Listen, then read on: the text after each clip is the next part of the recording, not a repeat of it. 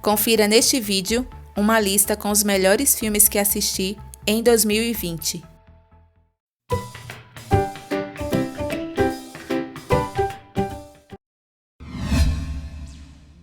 Em 10º lugar está o filme polonês Rede de Ódio. Depois de ser expulso da faculdade, um jovem inteligente e ambicioso consegue um emprego em uma agência que tem como objetivo principal arruinar a reputação de personalidades famosas. O longa mostra a maior parte do tempo a relação tóxica de Tomé com Gabi e a sua família, e como esse vínculo prejudicial favorece o surgimento do pior lado de Tomé. Para ascender socialmente, ele está disposto a qualquer coisa. As motivações do personagem são claramente expressas em tela. O protagonista atua super bem. Conseguimos identificar os traços de sociopatia de Tomé, que vai se construindo durante toda a narrativa. Rede de Ódio mostra as proporções extremas da manipulação. Esse é o tipo de filme que faz você se sentir desconfortável, mas extremamente curioso e entusiasmado com a trama. Se você ainda não viu, recomendo. Na 9ª colocação, temos o filme A Vastidão da Noite. O longa é de 2019, mas a sua estreia na Amazon só ocorreu em 2020. Esse filme tem um início bem tranquilo, em uma pequena cidade nos anos 50, e que vai se tornando algo maior conforme a trama vai se desenvolvendo. Os protagonistas são 2 jovens que descobrem uma estranha frequência de áudio através da transmissão de rádio. As atuações, os diálogos e o enredo são de primeira qualidade. A direção é fantástica, repleta de tomadas longas. Destaque para uma tomada em que somos transportados de um lugar tranquilo para uma ação em um jogo no colégio da cidade. O filme se desenrola em tempo real, o que nos permite manter o sentimento de mistério e suspense. A Vastidão da Noite é imperdível para quem aprecia um bom filme de ficção científica. Na 8ª posição está o longa Viveiro. Um jovem casal está à procura do lar perfeito para iniciar uma vida juntos.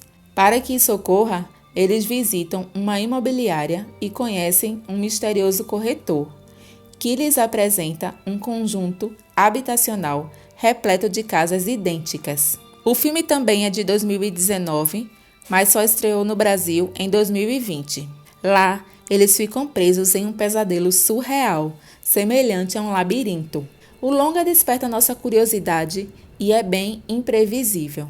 A trama prendeu a minha atenção desde a primeira cena até a última.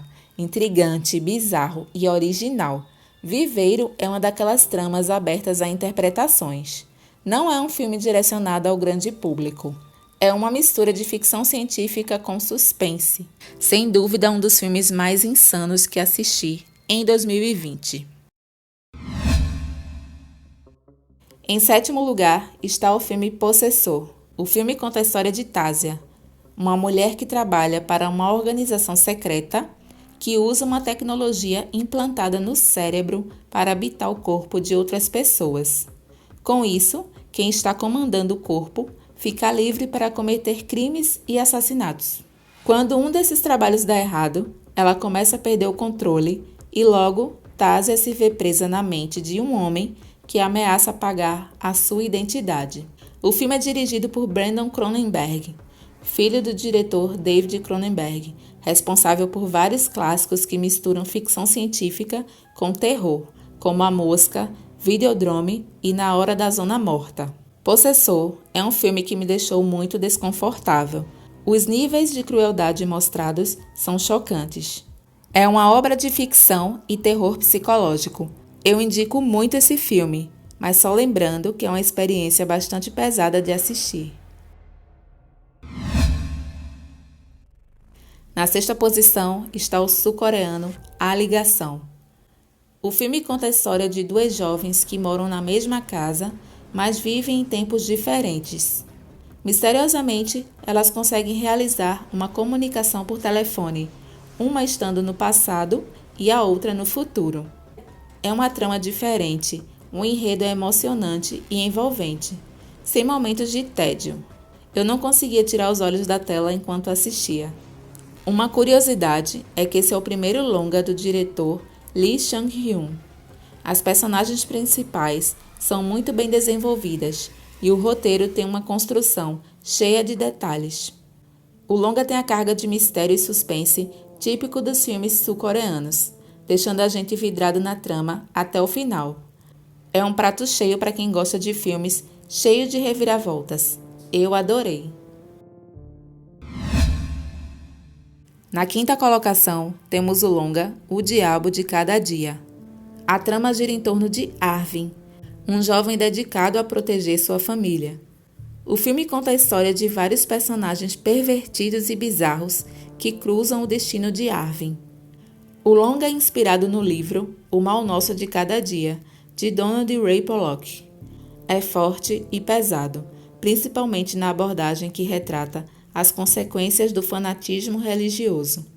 O elenco é fantástico, possui ótimas atuações e uma excelente narrativa sobre personagens que se interligam. É um filme denso. O espectador pode se sentir mal em algumas partes por todo o enredo pesado, mas é claramente a intenção do diretor. É uma obra intensa e inquietante que estimula uma reflexão sobre os limites da humanidade e os conceitos de bem e mal. O roteiro é interessante e muito bem construído. O Diabo de Cada Dia é muito bom. Recomendo. Em quarto lugar está o documentário O Dilema das Redes. O documentário explora o perigoso impacto das redes sociais em nossas vidas, com depoimento de especialistas que participaram da criação ou que já trabalharam para grandes redes sociais. Profissionais por trás de Google, Instagram e outras redes sociais expõem os efeitos nocivos das redes sociais. O testemunho desses especialistas são perturbadores. Podemos ter uma noção do quanto os algoritmos influenciaram diretamente os resultados das eleições presidenciais dos últimos anos em todo o mundo. O dilema das redes é investigativo e esclarecedor. Uma frase que foi dita no documentário e que me impressionou muito foi: "Se você não está pagando pelo produto, você é o produto." A obra aborda o funcionamento das redes sociais e as formas como elas têm impactado negativamente na nossa existência enquanto sociedade. Documentário importante e extremamente necessário. Recomendo que você assista o mais rápido possível. Você vai ficar definitivamente chocado. Na terceira colocação, temos o filme Borat, fita de cinema seguinte. 14 anos depois da comédia de 2006, o jornalista do Cazaquistão, Borat, retorna à América com uma nova missão: casar sua filha com o novo vice-presidente dos Estados Unidos. Assim como no primeiro filme, essa sequência expõe problemas políticos, hipocrisia e os preconceitos da sociedade, cheio de humor ácido. O longa traz a filha de Borat como coadjuvante e a personagem é muito engraçada. O filme é repleto de situações bizarras e ironiza tudo e a todos sem o menor pudor. Eu não imaginava que uma sequência, tantos anos depois, iria superar o original. Ele tem um ritmo melhor que o primeiro filme. Sacha Baron Cohen é maravilhoso e sua coadjuvante, Maria Bakalova, está à sua altura. O longa me fez rir do começo ao fim. Se você é amante de comédias de humor ácido, tenho quase certeza que irá gostar desse filme. Em segundo lugar está o longa O Poço. O Poço é um filme espanhol de 2019, mas a sua estreia na Netflix só ocorreu em 2020. Dentro de um sistema prisional vertical, os presos são escolhidos para viver em um andar por um determinado período e forçados a racionar alimentos a partir de uma plataforma que se move entre esses andares. Durante o longa, você não tem ideia do número de níveis. A cada nível abaixo, a alimentação vai diminuindo, pois é a mesma quantidade de comida que desce desde o primeiro até o último andar. Eu já falei sobre o Poço no vídeo 3 filmes para assistir na Netflix. O longa mostra uma luta desumana pela sobrevivência e um retrato cruel da nossa sociedade capitalista. O filme é cheio de reflexões sobre desigualdade social e luta de classes. É uma obra pesada e perturbadora. O Poço é uma obra marcante que nos deixa sem fôlego durante todo o seu desenrolar. Imperdível. Em primeiro lugar está o filme Estou Pensando em Acabar com Tudo. Mesmo cheia de incertezas sobre seu relacionamento, uma jovem decide viajar com seu namorado para uma fazenda isolada para conhecer os pais dele. Ao chegar lá, ela começa a questionar tudo que ela pensava que sabia sobre o mundo, sobre ele e sobre si mesma. O filme é inspirado no livro homônimo de Iain Reid. Uma tensão pode ser sentida no ar durante toda a trama. Em vários momentos, o longa me causou uma sensação de soco no estômago. O filme mexeu muito com o meu psicológico. O longa exige que você esteja presente o tempo todo, prestando atenção em cada diálogo, símbolos e detalhes. O filme é dirigido por Charlie Kaufman, que dirigiu Cinedoc New York e foi roteirista de Brilho Eterno de Uma Mente Sem Lembranças. Estou Pensando em Acabar com Tudo é rico em detalhes e interpretações. Precisa de calma e mente aberta para absorver e sentir tudo o que se passa na tela. O filme é aberto a várias interpretações.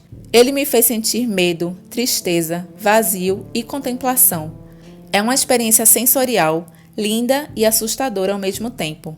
Vale muito a pena ser visto. Para mim, foi o melhor filme de 2020. Espero que tenha gostado da lista e obrigada por assistir esse vídeo.